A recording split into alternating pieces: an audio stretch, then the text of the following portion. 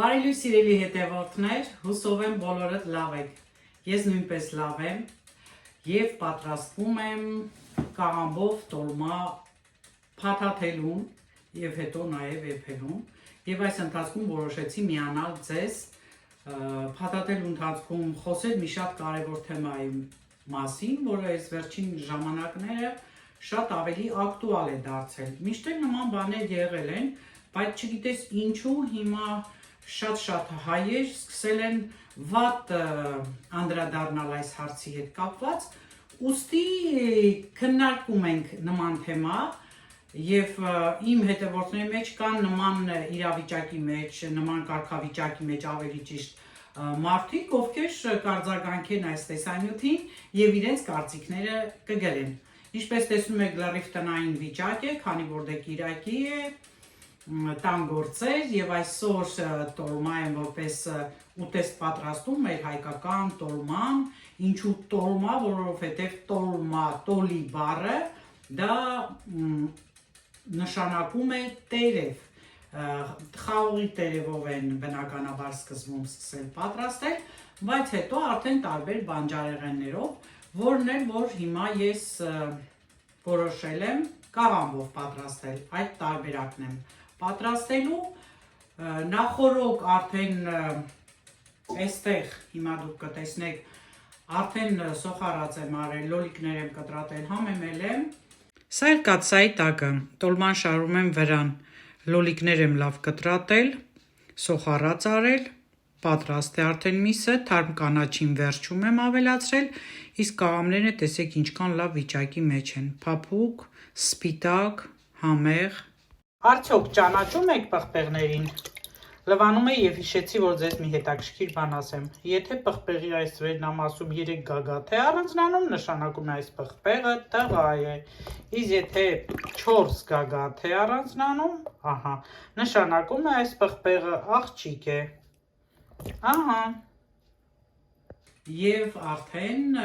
պետք է սկսեմ փաթաթել եւ շարել։ Ես սովորություն ունեի, շարում էի այսպես սեղանի վրա, բայց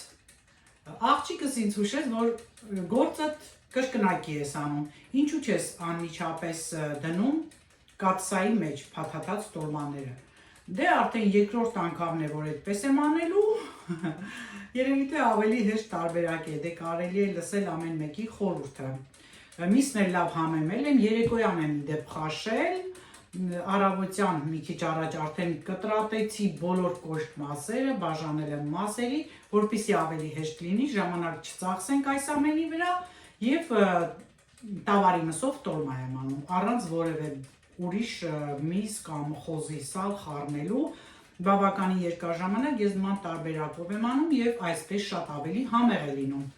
Ես կտեղադրեմ տեսանյութի տակին պատրաստման տարբերակները, դուք կարող եք նայել, այս տկտկոցն էլ վերջացավ, դա օդանցքն է մեր, որ միացնում եմ եւ սենյակի օդը լավ մաքրվում է։ Դե ինձ սիրելիներս, սկսենք պատրաստել եւ զրուցել միասին։ Դե բնականաբար սկզբում կոշտերն եմ այսպես առանձնացրել, միջի մասերի կոշտերն էլի նկատի ունեմ, չնայած բարակեր ու լավն էր այս կաղամբը եւ շատ համեղ էր, գրամ ֆրեից էի գնել։ Մի խոսքով սիրելիներս այսօրվա թեման նվիրում եմ այն մարդկանց, ովքեր ամուսնացել են օտարազգի տղաների կամ աղջիկների հետ։ Խոսքը այդ թեմայի գնում էր այն մասին, որ ինչու են հայ աղջիկները ամուսնանում օտարազգի տղաների հետ եւ նման ձևով մեր գենը վերացնում են կամ վատ են արձագանքում նման մարդիկ։ Հիմա ես իմ զրույցի մեջ կասեմ իմ կարծիքը, դուք էլ կգրեք ձեր կարծիքները եւ կարծում եմ շատ հետաքրքիր բանավեճ կստացվի։ Ուրեմն շատ վաղուց է, որ այս երևույթը կա, չգիտես ինչու հիմա եմ սկսում անդրադառնալ, որովհետեւ կա ինտերնետ, կա բավականին հասանելի տեսանյութեր, որտեղ որ հայ աղջիկները իրենց հարսանիքների տեսանյութերը, նայեմ մի րոպե սիրելիներս, տեսանյութերը ինտերնետ են գցում եւ արդեն շատերը նայում եւ սկսում են խոսել։ Նախ ասեմ ձեզ, որ շատ շատերը, հայերի մասին է խոսքը, բացասաբար են անդրադառնում ընդհանրապես ամեն մի նոր երևույթի հետ կապված, չնայած նման խառ ամուսնություններ օտարազգերի հետ դա նոր երևույթ չէ։ Ես ինքս իմ շրջապատում ունեմ բարեկամներ, բարեկամուհիներ, ովքեր ամուսնացել են օտարազգի մարդկանց հետ։ Հիմա նախկինում, եթե նորմալ էր համարվում քրիստոնյայի հետ ամուսնությունը, հիմա կարծես թե արդեն այս խառ ամուսնություններում հաշվի չեն առնում, որ քրիստոնյա է թե ոչ։ Ես կարող եմ շեշտը դնել հենց այս երևույթի վրա, որովհետև մի քիչ ինչ որ առումով հասկանալի է այս պահը, որ կարելի է ամուսնանալ օտարազգի այն մարդու հետ, ով քրիստոնյա է։ Բայց մյուս տարբերակում, եթե այն որ ասում են սերը կպչում է անգամ աթարին, սիրո դեմ ոչինչ չունեմ։ Ես կողմ եմ ինչ առումով, որովհետև շատ աղջիկներ, ես իդեպ շատ այսպես հետազոտել եմ, հարցեր եմ տվել, դրա համար անդրադարձա այս թեմային։ Շատ աղջիկներ պատճառաբանում են, որ հայ տղամարդիկ շատ կոպիտ են, շատ վատ են վերաբերվում իրենց կանանց հետ, իրենք միայն աշխատում են և վերադառնում տուն, նստում բազմոցին և հեռուստացույց նայում, որևէ կենցաղային հարցերում, տնային գործերում, երեխաների դաստիարակման գործերում նման տղամարդիկ պասիվ են կամ էլ ընդհանրապես ոչինչ չեն անում։ Եվ այդ կոպիտ բնավորությունները արդեն կանանց ճնշելով նրանք տեսնում են իրենց շրջապատում և արդեն բնականաբար ընտրում են օտար ազգի տղամարդու։ Մյուս տարբերակում, որ ասում են, թե ինչու են ամուսնանում, նշում են, որ շատ մարդիկ վատ են ապրում, վատ վիճակից է, որ ընտրում են օտար ազգի տղամարդու և որի հետ էլ արդեն կարողանում են ամուսնությունից հետո իհարկե դուրս գալ Հայաստանից։ Եվ այս տարբերակի վրա նորից ես մի փոքր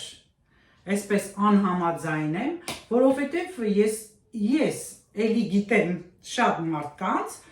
ովքեր ամուսնացել են օտարազգի տղամարդկանց հետ, ինչպես նաև ոչ քրիստոնյաների հետ, և այդ մարդիկ ապրում են Հայաստանում, այդ ընտանիքները Հայաստանում են ապրում և Հայաստանում նորմալ ապրում են, այսպես ասեմ, ոչ թե կենցաղից ելնելով են ամուսնանում և տեղափոխվում այլ երկիր։ Մեկն էլ իր կարծիքն է հայտնում, որ նույնիսկ կան նման ձևի, էլի նման մտածող տղամարդիկ, ովքեր էլի դրսերում փնտրում են հայ կանանց կամ օտարազգի կանանց, որոնց միջոցով էլ իրենք կարող են լքել Հայաստանը և արդեն երջանիկ ապրել դրսում։ Հիմա ինչ է ստացվում, որ սեր չկա, եթե այդպես է, այսինքն չոր հաշվարկ է ստացվում, չեմ կարծում, որ չոր հաշվարկ է, չնայած կարող է պատահել նաև նման դեպքեր, բայց քանի որ հիմա շատ մեծ հնարավորություններ կան թե Հայաստանում տարբեր երկրների ընկերություններ գտնվելով, այնտեղ աշխատում են օտարերկրյա թե տղամարդիկ, թե կանայք, և նման երիտասարդներ կլինեն, թե տարիքով նշանակություն չունի, ես տարիքը այստեղ չեմ շեշտում, նրանք շփվում են այդ մարդկանց հետ, տեսնում են նրանց, համեմատում են և արդեն երբ աշխատելով, ճանաչելով, տեսնելով սիրահարվում են, ուրեմն նորմալ եմ համարում, չնայած ես սա ուղղակի թեմա եմ արծարծում, ամեն մարդ ունի իր իրավունքը,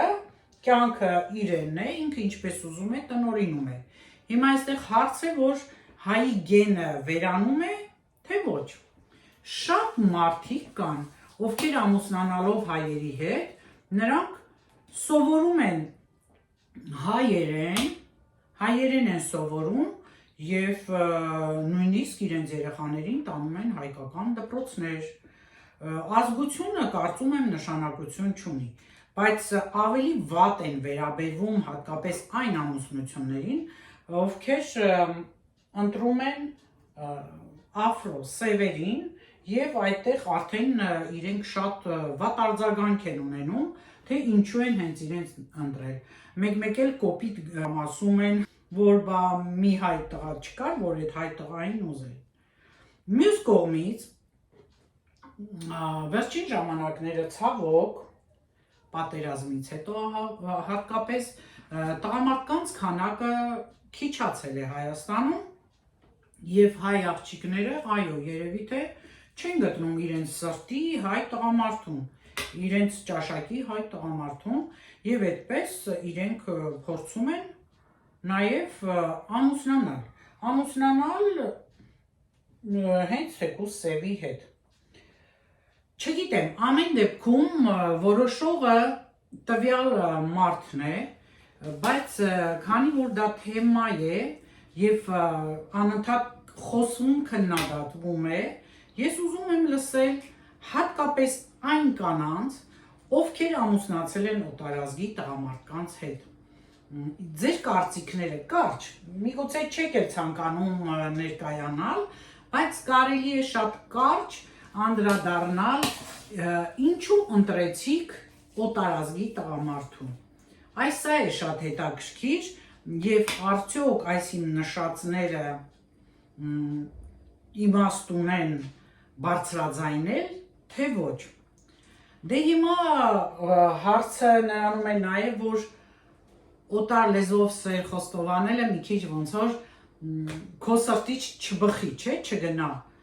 Այսօր այնքան մեծ հնարավորություններ կա, եթե անգամ չեն աշխատում միասին, չեն տեսնում, ապա ինտերնետի միջոցով ծանոթանում են, որից հետո շփվելով ճանաչում են։ Իհարկե շատ ամուսնություններ ստացվել են նաև առաջին հայացքից սիրահարվելուն։ Շատ դեպքեր կան այդպես ընտանիքներ, որոնք ներկայացնում են իրենց ամուսնությունից առաջ իրենց կյանքը, թե ինչպես պատահեց, որ իրենք ընտրեցին հենց այդ օտարազգի մարդուն։ Եվ երջանիկ են, ասեմ ձեզ, երկար տարիների իրենց ամուսնական փորձով են կիսում, նույնիսկ շատեր ասում են ինչու եք գովազդում, դա գովազդ է նաև, բայց սիրելի հետևորդներ, գովազդի կարծում եմ բան չկա, որովհետև նորից եմ շեշտում, շատ ավելի հարմար է լինում կնոջ համար, հատկապես հայ կնոջ համար, ով մշտապես ինքն է հոգում ընտանիքի բոլոր հարցերը, թե կազմակերպչական, թե երեխաների դաստիարակության, թե ընդհանուր որոշումների կայացման համար։ Վերջին ժամանակները նորից էլի ինֆորմացիայի դար է, չէ, շատ ենք իմանում, շատ կանայք արդեն բարձրաձայնում են,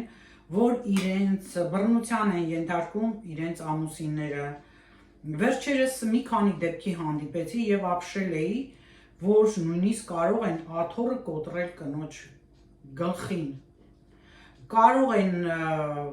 ինչ-որ գործիքներով ծեծել կնոջը, դաժանաբար ծեծի մասին է խոսքը։ Եվ երբեմն ես նման հարցեր, որ բարձրացրել եմ, անգամ հետևորդներից ասել եմ, որ ես շատ այսպես միանշանակ եմ դրան վերաբերվում, հանուն երեխաների կարելի է զիջումների գնալ, այո, հանուն երեխաների կարելի է գնալ, բայց ոչ ամեն մի զիջման, եթե տղամարդը քեզ մշտապես դաժանաբար ծեծում է, ապա ինչի մասին է խոսքը, որ հանուն երեխաների։ Նման երեխաները մեծանում են նման անառողջ մթնոլորտում եւ հաստատ այդ երեխաները երջանիկ չեն լինում։ Սա միանշանակ է։ Իսկ օտարերկրյա տղամարդը նման բան հաստատ չի անում, որովհետեւ նա կնոջից ստանում է, հայ կնոջից ստանում է այն ամեն քնքշությունը, ինչը որ չի գնահատում հայ տղամարդը։ Հայ տղամարդկանց, հայ տղաներին, հայ մայրերը շատ վատ են դաստիարակում։ Այս ամենը գալիս է ընտանիքից։ Թագավորների պես են մեծացնում եւ գաղտնիք չէ, որ հայ ընտանիքներում այդպես հպարտություն է եւ ուրախություն տղա զավակի ծնվելը։ Աղջիկ երեխաներին մի քիչ ավելի ուրիշ կերպ են իրենք վերաբերվում եւ կարծում եմ, որ հենց սա էլ շատ վատ է, այդ տղաների համար։ Նրանք սովորեն, որ իրենց փոխարեն, իրենց հարցերը պիտի մամաները լուծեն, մամաներն էլ մշտապես իրենց երջանիկ են զգում, որ իրենց տղաների հետ ավելի մոտիկ են եւ իրենց տղաները լսում են։ Աղջիկները մի քիչ ըմբոստանալու բնավորություն ունեն, իսկ տղաները ոչ։ Եվ արդեն տղաների մամաների հետ շատ կապվածությունը, այդ փափկասուն կյանքը նրանց ստիպում է, որ իրենք այդ ձևով է շարունակեն իրենց ամուսնական կյանքը։ Այսինքն թագավորը մնալու է ամուսնական իր արդեն ստեղծած ընտանիքում, թագավորը երբեմն չի աշխատում, թագավորին պահում են իր ծնողները եւ այսպես արդեն խնդիրներ է առաջանում, ինքնուրույն չեն։ Իհարկե շատ գովելի է ներկա երիտասարդներին տեսնելով, ես նորից եմ շեշտում, շատ տղաներ հիմա շատ ավելի ինքնուրույն են, նրանք աշխատում են, տուն են նույնիսկ ձեռք բերում, որից հետո ամուսնանում են։ Նման պարագայում արդեն տղամարդը, եթե ինքը ինքնուրույն է այդ բոլոր հարցերը լուծում, նա կարող է իր ընտանիքում եւս ինքնուրույն հարցեր լուծելու։ Իհարկե, ընտանիքը դա շատ կարևոր բան է մեր հասարակության, ցանկացած հասարակության հիմքը դա ամուր ընտանիքն է, երջանիկ ընտանիքն է։ Եվ շատ ծնողներ այնպես են անում, որ նույնիսկ կենցաղային շատ վեճեր, որն անխուսափելի է, չկա ընտանիք, որ նման վեճերի միջոցով անցած չլինի, անգամ այն սիրահար զույգերը, որոնք սովոր են, որ պիտի այդպես իրենք անընդհատ սիրահարվածի, նվեր ստացողի դերում լինեն եւ միշտ այդ սիրահարվածության երևույթը լինի, հանդիպում են կենցաղային դժվարությունների, որովհետեւ ոչ մի անգամ դու չգիտես, թե հաջորդիվ կյանքը քեզ ինչ կմատուցի։ Եվ այդ պարագայում հենց շփոթում են տղաները, կորցնում են իրենց գլուխը։ Ինչու՞ չէ, նաև երբեմն աղջիկներն են շփոթում։ Նրանք չեն պատկերացնում, որ հենց կյանքը դա է, բարդություններով, ինչ որ միտեղ թեկուզ չհասկանալու վեճերով, քանի որ բնավորությունը ի հայտ է գալիս նաև ամուսնական ժամանակ, ամուսնությունից հետո։ Երբեմն ասում են, փոխվել է նա, առաջվանը չէ։ Ոչ, նա պարզապես ընտանիքի մեջ չի եղել եւ չի լուծել որևէ հարց։ Այդ հարցերը ինքը իր տանն է չի լուծել, որովհետեւ այդ ամենը արել է նրա ծնողը, մայրը կամ հայրը կամ ինչու՞ չէ, երկու ծնողները, մանավանդ հայ ընտանիքներում ծնողները ամեն ինչ անում են երեխաների համար։ Կապ չունի նա 20 տարեկան է, 30 է, 50 է, եթե ծնողը կա, ծնողը պարտավոր է ամեն ինչ անի։ Այս սրան ես կողմ չեմ, որովհետև պետք է ամեն դեպքում ցանկացած երեխա ինքնուրույն դառնա, ծնողը պիտի այնպես դաստիարակի, որ իր երեխան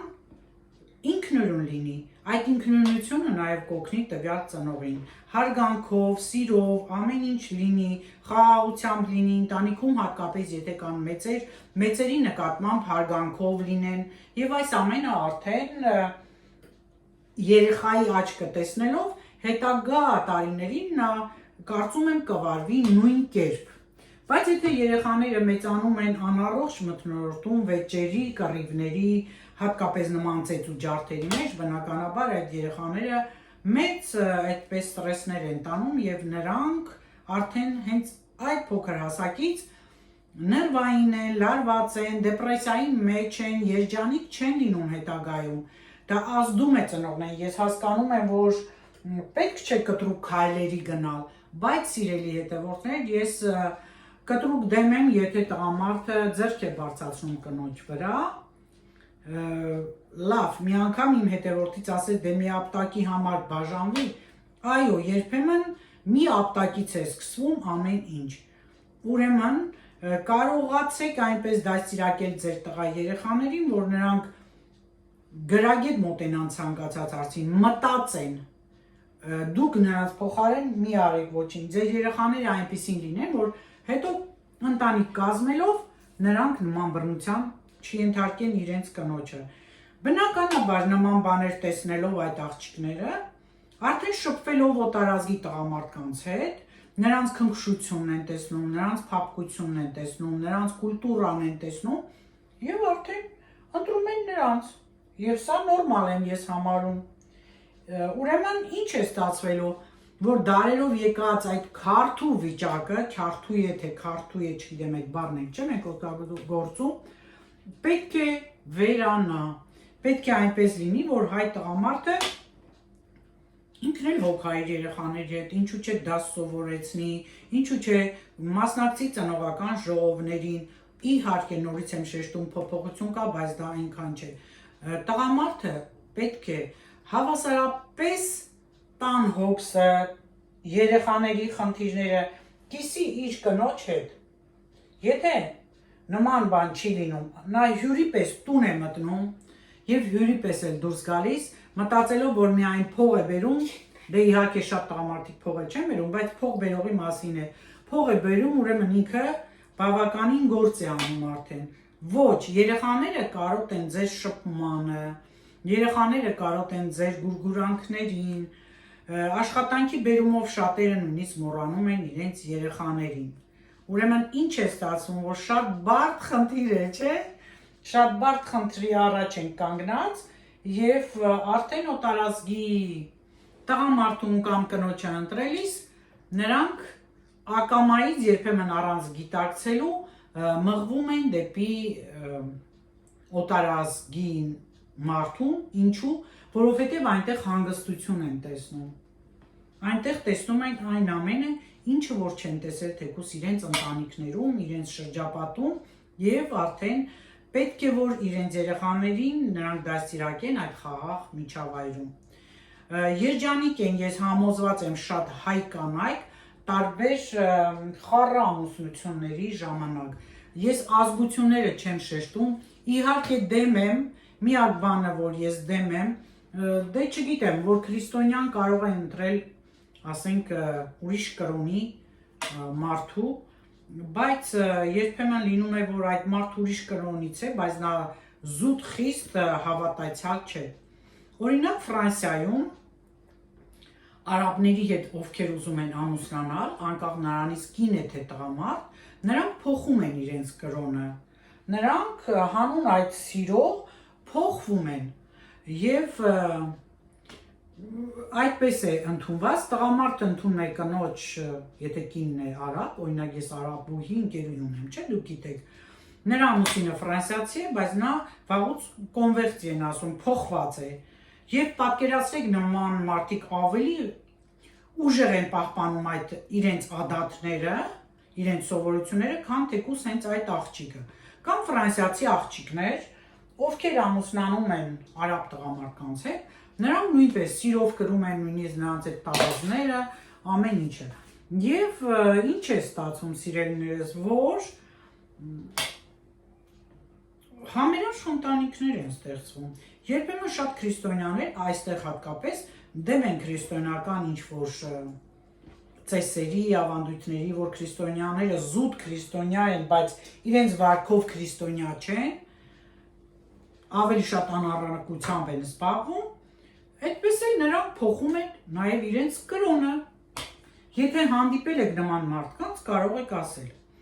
Ամեն դեպքում թեման շատ արդիական է եւ մեծ տարածում գտած Հայաստանում։ Դե ես չեմ ասում, որ հատուկ հենց եվրոպացիների հետ են ամուսնանում, սա ես էլ եմ նորմալ ընդունում, ազգությունը նշանակություն չունի, բայց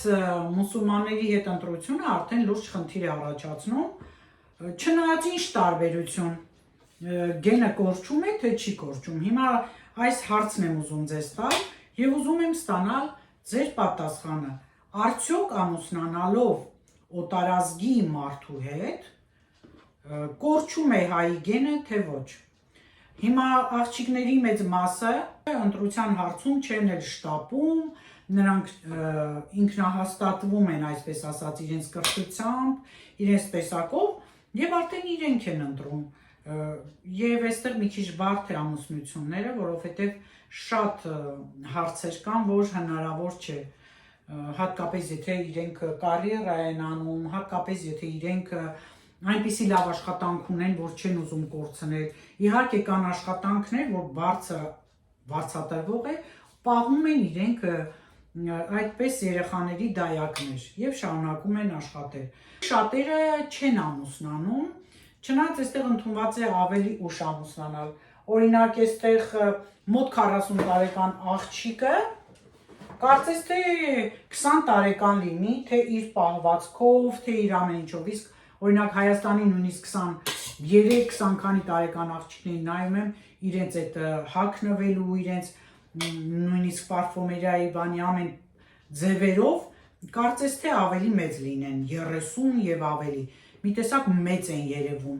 ինչքան էլ ուզում են փորձել ակտիվ լինել, թեթև լինել, ամեն դեպքում երևի թե դա էլ ազգային մենթալիտետից է գալիս։ Չգիտեմ, սիրելիներս, ես ուզում եմ ձեզ ասել, որ